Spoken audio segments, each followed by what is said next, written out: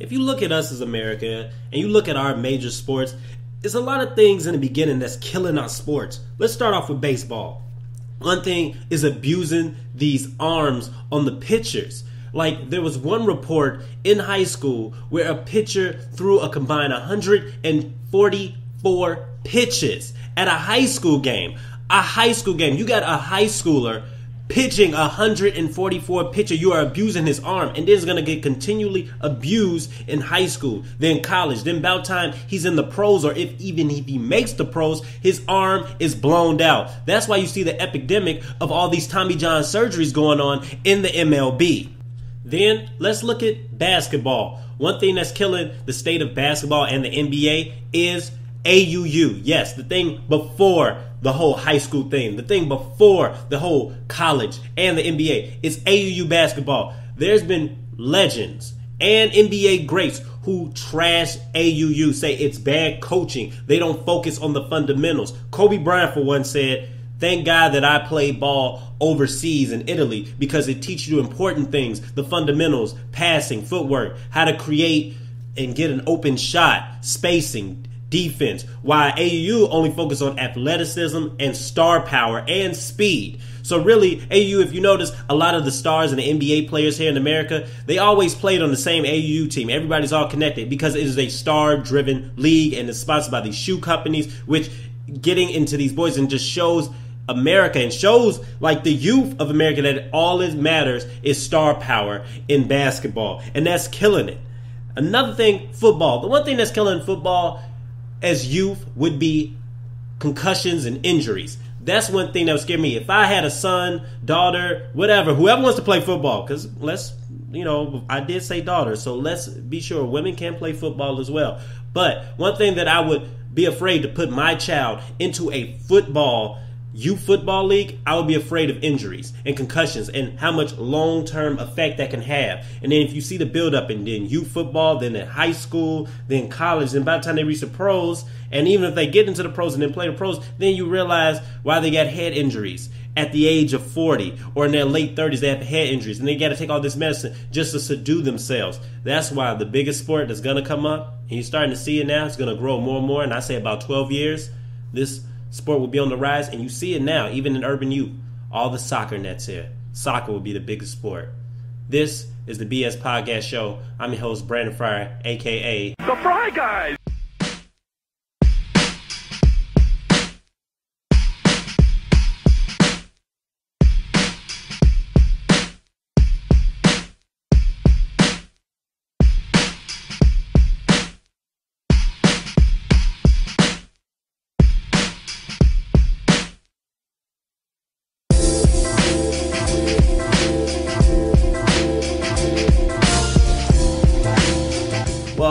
Welcome to another edition of this BS Podcast Show. I'm your host, Brandon Fryer, a.k.a. The Fry Guy. I got the homie Mike Howard in the building. Mike, say what up, man. What up? We got a great show for y'all this week, man. We got Zach Lowe, NBA writer from Grantland.com. He's going to be joining us. We're going to be talking about the NBA free agency and just this whole slow period of what's going on. Break it down for us. And we're going to get into some local, talk about how this affects the Bulls and their NBA free agency, their whole offseason plan, what's next for them. Also going to talk more local about the Cubs. They made a big trade. Jeff Samardzija goes to Oakland. We got to break that down and get into it. And the all-star teams were announced for the American League and the National League for the MLB. We got to talk about that and more, and pretty much talk about the whole MLB season, because now MLB season after the all-star break, this is where MLB season matters. This is where you focus more in, because then the World Cup will be over and all this stuff. This is the main part. And we got Your Ish Play the Game Full of Bull. Halftime. We got a bunch of stuff for y'all this week. But before we do any of that, let's get you caught up this week with this BS update. And let's start off in the NFL as the arbitrator rules that Jimmy Graham as a tight end, not a wide receiver. You know the difference is a $5 million difference there. So it's going to be a lot of tension between Jimmy Graham and the Saints. And it looks like this is going to create a whole new dynamic for the tight ends that's supposed to be getting paid in the future, like Vernon Davis. The Dolphins defensive end Deion Jordan is banned for 4 games for violating the drug policy. Colts wide receiver Levon Basil is suspended for a year for violating the drug policy as well. Browns wide receiver Josh Gordon was arrested for a DWI on Saturday in Raleigh, North Carolina. NFL appeal hearing is scheduled late July for his failed drug test that happened earlier. MLB, there's a report that Alex Rodriguez was given PDE permission in 2007. Baseball, what are you doing? The Cubs traded Jeff Samardzija and Jason Hamill to the A's for Addison Reed and a couple of other prospects. The Yankees acquired pitcher Brandon McCartney and assigned Alfonso Soriano for assignment. In the NHL, the Hawks signed Brad Richards. In the NCAA, ex-Mizzou wide receiver Darrell Green Beckman. He's a top 15 prospect. He's not at Mizzou no more. He's going to Oklahoma to play for the Oklahoma Sooners. That's a good move. In tennis, Petra Kvitova wins the 2014 Women's Wimbledon, and Novak Djokovic wins the 2014 Men's Wimbledon. So big ups to those two. In the NBA, the Magic signed Ben Gordon and Shannon Fry to their team. Avery Bradley re-signs with the Celtics. CJ Miles signs with the Pacers. Sean Livingston signs with the Warriors. Darren Collison signs with the Kings. Spencer Hall signed with the Clippers. The Blazers signs Chris Kaman. Kyle Lowry re-signs with the Raptors. Boris Diaw re-signs with the Spurs. Jordan Farmer signs with the Clippers.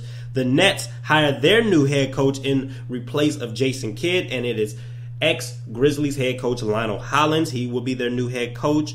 There's a report going on that Manu Ginobili has a stress fracture in his right leg. And another report that Russell Westbrook will withdraw his name from Team USA's basketball team. And the Raptors decided to trade Steve Novak to the Jazz for a future second-round pick. So many moves going on in the NBA, and let's stay with that in our first quarter. This NBA season has been kind of crazy because really we're getting more intrigued with the reports and who's meeting who, and this player's agents meeting with this team, and this team visit this player, and the player went out to visit these teams, and so seriously thinking about this deal, but this person's thinking of this team, and this, it's just a bunch of reports, and just like seriously considering this team. And it's just reports, but nobody has been signed. Granted, there have been players been signed, but there have been a lot of role players been signed, and they've been signed with bad teams. So some of these bad teams have been overpaying these role players, which makes sense because when you're a bad team, you have to overpay to get certain players on your team. The only superstar that has been signed is Dirk Nowitzki, and he's re-signed with his own team, the Dallas Mavericks.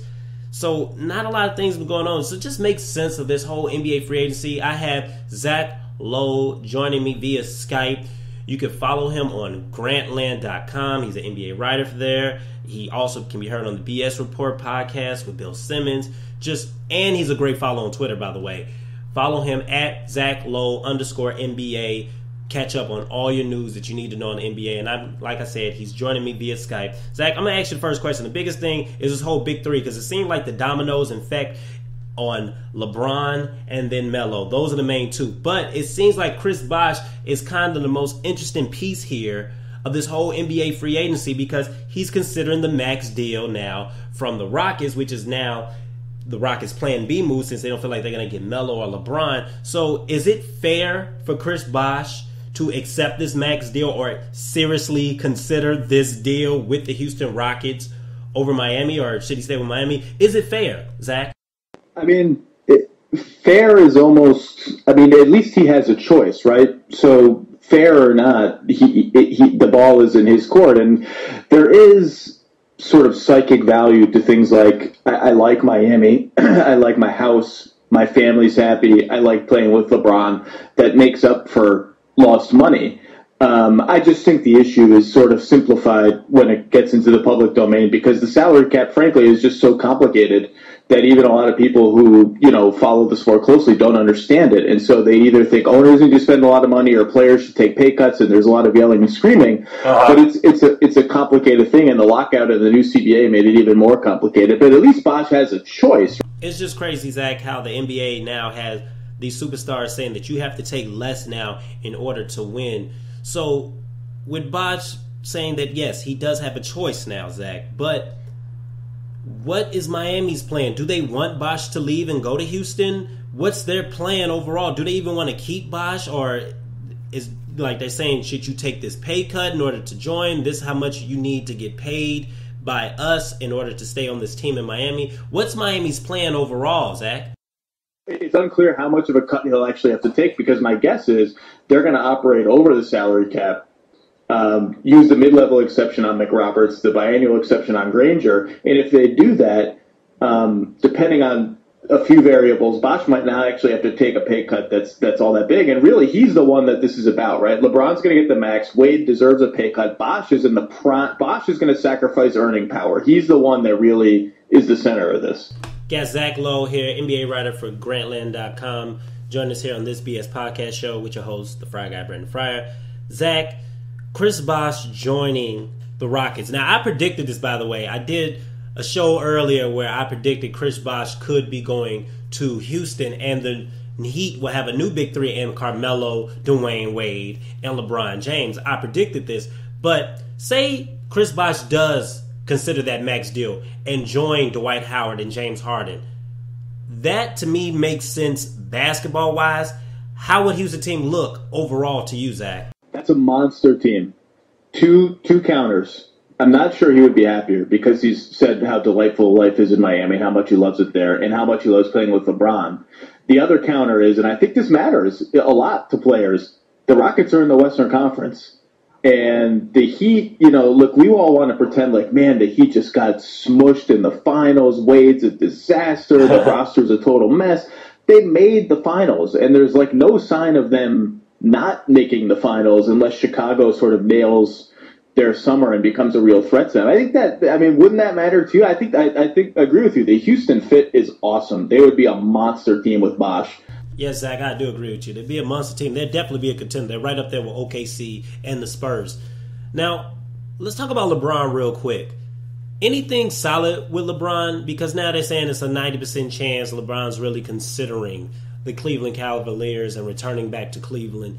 Anything solid with LeBron James and his whole free agency, Zach? The most solid thing we have is Windhorst and Stein saying that Rich Paul had met with all these teams, and then Woj at Yahoo following it up by saying essentially Rich Paul and a couple other members of LeBron's inner circle are pushing Cleveland on him, which is an interesting story if it turns out true, and everything Woj reports it turns out true for the most part. Why would they go public with that, or why would someone leak that? Why would LeBron let someone leak that? Is there a communication breakdown? I don't know, but Rich Paul seems to be this sort of central figure in all of this. I sent a question out on Twitter, BSing around, and I said, what's the Bulls' next plan after Melo? Now, I got some comments back. One person said, if we can't get Melo, next option is go for Gasol or try to get Chandler Parsons. Another person said Gasol. There's been a report about Gasol, like telling me like I don't know.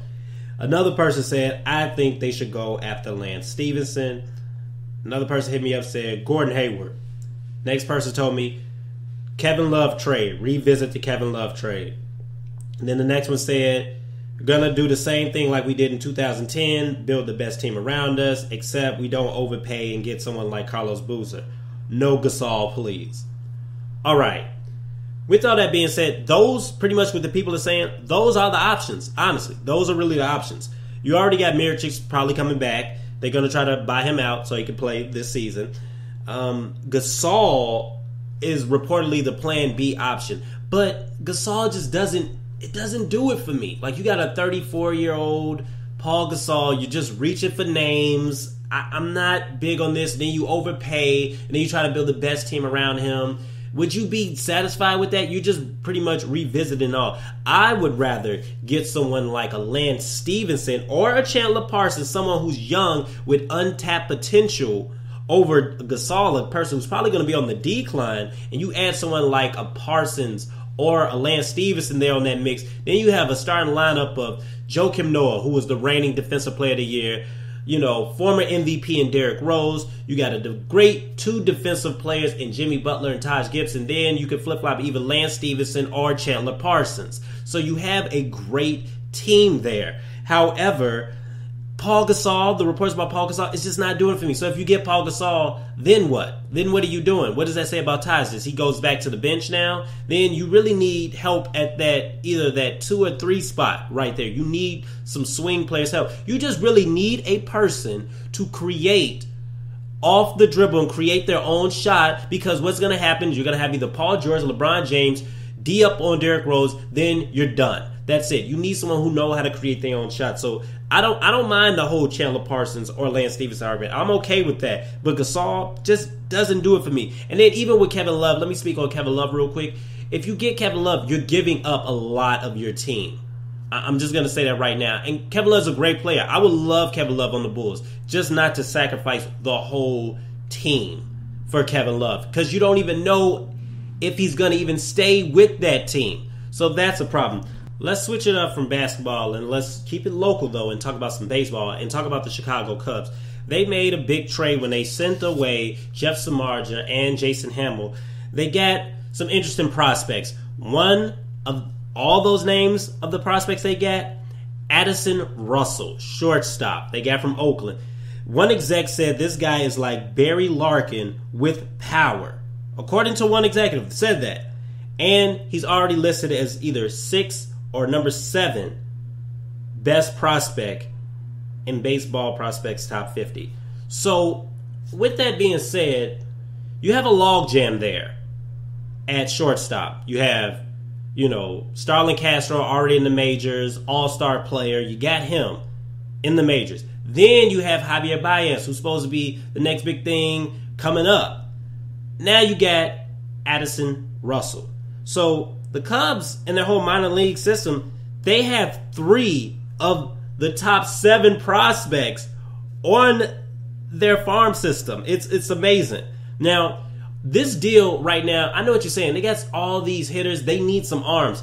This deal for them positions them for more moves to get probably some younger arms. Now you got more trade bait that you can use. All this does is position them for more moves so they can get younger arms. So then the hitting and the pitching can finally come together. So overall, I like the move with the Cubs give, and I'm happy for Justin Marshall. The guy, man, he did all he could. That's all you ask for a player. Just give your all out there on the field, and he did that. He just couldn't get enough run support. So eventually, hopefully this young hitting finally gets together for the Cubs, and then we'll actually have some pitching there to match it, where now we can be a contender in the MLB. Let's get into halftime. We're going to try to keep it local here in our halftime, but we're going to go out of bounds here with me and Mike. We're going to talk about something that's coming up. It actually starts tomorrow, and it's the Taste of Chicago 2014. I remember back in the days when the Taste of Chicago used to be 2 weeks, man, and now it's about, 5 days or so. It starts tomorrow, Wednesday. I think it ends either Saturday or Sunday. And, I remember they used to have tons of restaurants and pop-up spots, and then they had fireworks on the 4th of July and the 3rd of July. Now, because all the violence has been going on in Chicago, they've been cutting it down. No fireworks now. It's just all messed up now. But, Mike, let me ask you, are you interested in going to the Taste this year? Are you going to the Taste this year? I lived in Chicago for a minute, so really, probably not. If I'm bored and I don't feel like doing nothing and I got a nice little date, I'll probably go. But besides that, no, I'm not going to go. Why would I go? I've seen it. I live here. I've been there for years, and maybe to see a new restaurant. They don't even got my favorite spots no more. Granted, they do have the thing. They got the Chicago-style hot dogs. You're going to have the deep dish pizza. You got to have Eli's cheesecake. I think they're going to have popcorn. But they used to have a lot more stuff here. I used to hate when McDonald's was at the Taste. That would just, people would really be going there getting McDonald's. McDonald's is like all over the world. So why travel all the way here to Chicago to get you some McNuggets or some French fries or a cheeseburger? It just don't make no sense. My routine when I used to go to the Taste was give me some hot dogs, give me some cheesecake, give me a pickle on the stick, and then, find me some Mexican food. Try to get a little bit of everything, and then try that one thing that's new. They got Illuminati's coming. That's good. But as I'm looking at this list right now, you got the original rainbow cone, which is a good thing. Robinson's #1 ribs. Spirit of Slam, I don't know what that is. Fudge Pot, Smoke Daddy. Get your ribs, you got all that. The African restaurant is something I've been seeing here a lot. They always been having that there.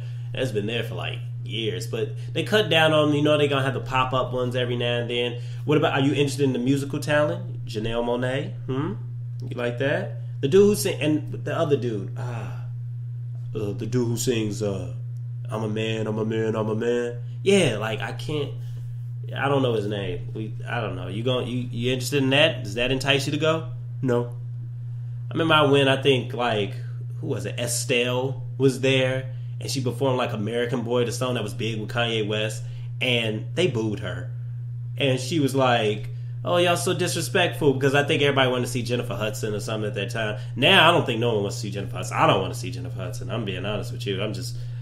Tate's just not doing it for me, man. And it used to mean more each year, but nah, not too much this year. Unless, like I said, the job forces me to go, but no point of really going to the Taste this year.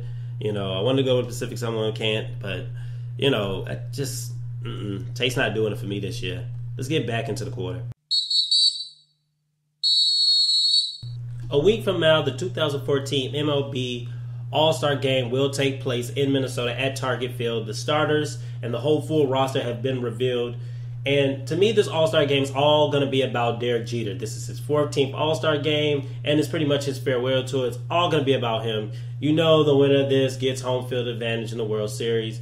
First off, I don't even think that should be the case. I feel like the American League is going to win it just because they got better hitters, and I feel like their pitching is getting up there with the National League pitchers. So I think they're going to get it.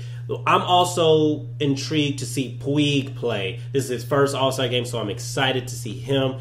So you got Derek Jeter's last All-Star Game and Puig's first All-Star Game. So I'm excited to see that. I'm also excited to see, I think this guy's going to get on last vote. I always root for, the local aspect. Chris Sale was a snub on there, and he should have been on there. So I think he's going to get voted on. I think he's going to make it for the American League. And I think National League is going to be Justin Monroe. I think those two are going to make it for each respective leagues. Chris Sale, I'm excited to see him. I think arguably he's one of the best pitchers always in the Cy Young race in the AL. So I definitely think he's going to get on there. But I'm intrigued too to see the home run derby. And I wish, Bryce Harper was in there. You had Puig in there. I'm just excited to see Puig. Puig at the All-Star Game, to me, I'm excited to see that. That is all I want to see. And I think, Stanton is going to win the home run derby. So let me just get that out the way now. Stanton's going to win the home run derby. American League, I feel like, will win the All-Star Game. But excited. Some of the names you should be excited to see. See Puig, his first All-Star Game. That's going to be exciting. And then Derek Jeter, his last All-Star Game, as this is his farewell tour this season. Next quarter. It's time for my favorite segment. It's called Your Ish. Is when you send me your questions via Twitter at This BS Show, and I answer it right here. Like the first question, Sam_LHN said, a Seattle team in the NHL. Do you like the idea? NHL great Wayne Gretzky is trying to bring a NHL team to Seattle. And yes, I do like the idea because I feel like Seattle has a great fan base. You see how they are with the Seattle Seahawks. I feel like the Supersonics should have never left Seattle.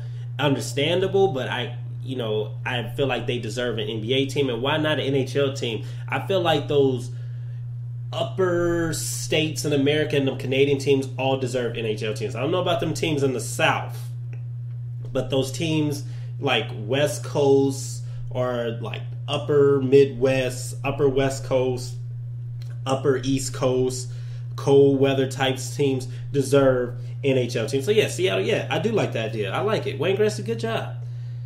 Next one, Sanks H53 said, what? These names, man, I keep saying these names are just even weirder and harder to say. I don't know. Do you think P.J. Harrison is a troubled case? Well, yes, I do think he's troubled case.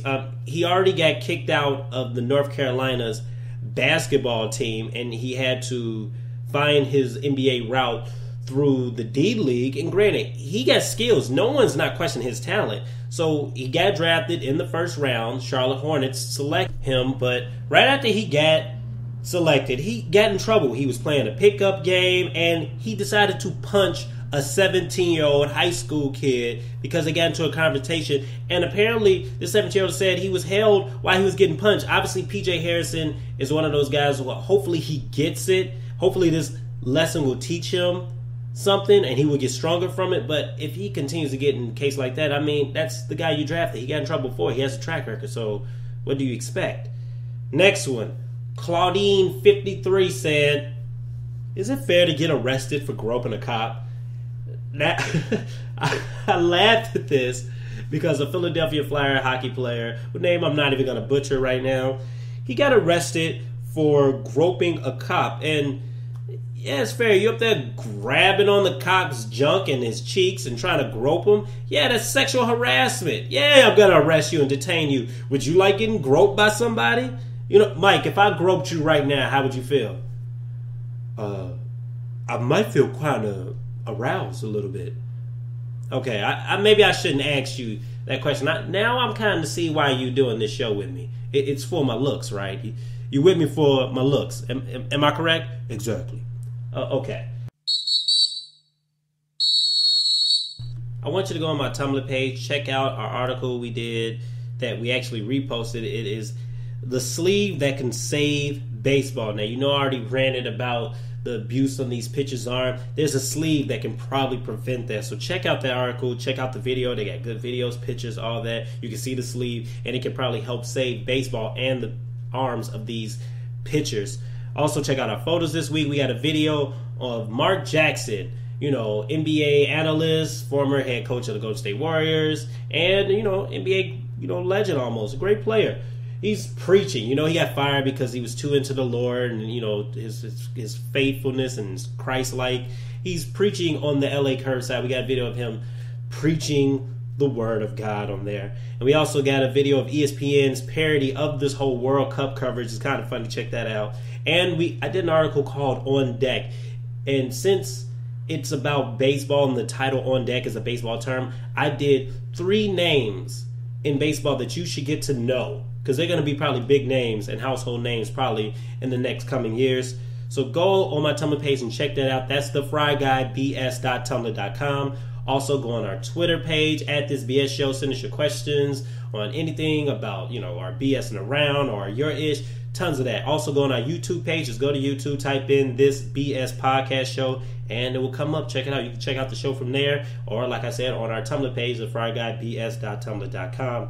Also, before I get out of here, I got to do this. Mike just gave me the signal. Let me give you my BS play of the game. It goes to Yasiel Puig. The reason why this is his first All-Star game selection that he got, and he's a starter too. He should have been on it last year, but this is his first one. He got many more years to come, and not only can you check him out in the All-Star game, you can also check him out in the Home Run Derby. So this is pretty much the Puig All-Star festivities that you need to watch. So he is this week's BS player of the game. My full of bull goes to, let's keep it local, Chicago Bulls, Derrick Rose and this whole PR team, and I can give it to ESPN Chris Broussard, because it's been a report that Derrick Rose wasn't there to pitch to Melo. Like, he was shocked to see Melo there. He just came there to work out.